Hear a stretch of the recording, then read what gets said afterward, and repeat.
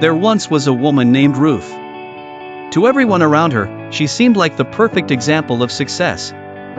She dressed smartly, spoke confidently, and always presented herself with style. People admired her. At church, she was known for her polite smile and her graceful walk. Many even said, "She's truly blessed." But behind the walls of her home, life told a different story. Ruth struggled to wake up each morning. She stayed up late scrolling through online stores, planning to buy things she didn't really need. She told herself, "I deserve nice things.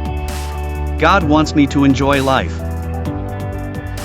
While she filled her shopping cart, her children waited for a warm, nutritious meal that rarely came.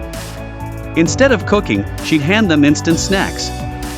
Instead of teaching them godly values, she handed them a phone or tablet.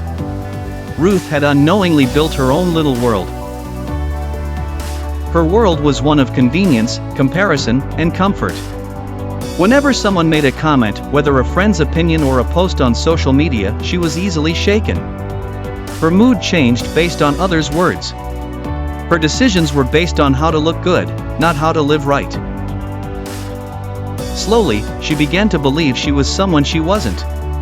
She imagined herself rich, important, admired. But in truth, she was drifting. One night, after her children had gone to bed and the glow of her phone dimmed, Ruth sat in silence. Her heart felt empty. She whispered, "God, why do I feel so far from you?" In the quiet, a verse from her childhood came to mind: "Love the Lord your God with all your heart, with all your soul, and with all your mind." Matthew 22 verse 37. Suddenly, it struck her. She had given God her lips, but not her heart. She had shown others a clean image, but her soul was cluttered. She had spoken spiritual words, but her mind was full of worldly desires. Tears welled in her eyes.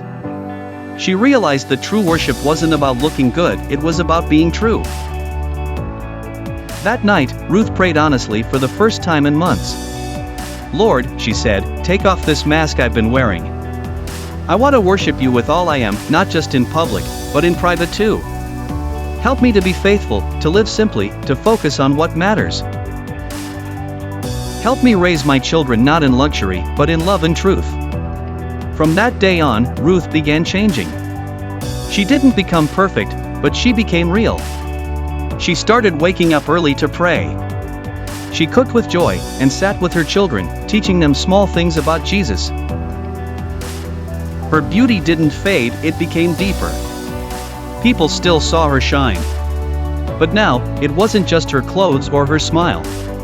It was the presence of God glowing from within. Moral: don't let the world define your worth or direct your path.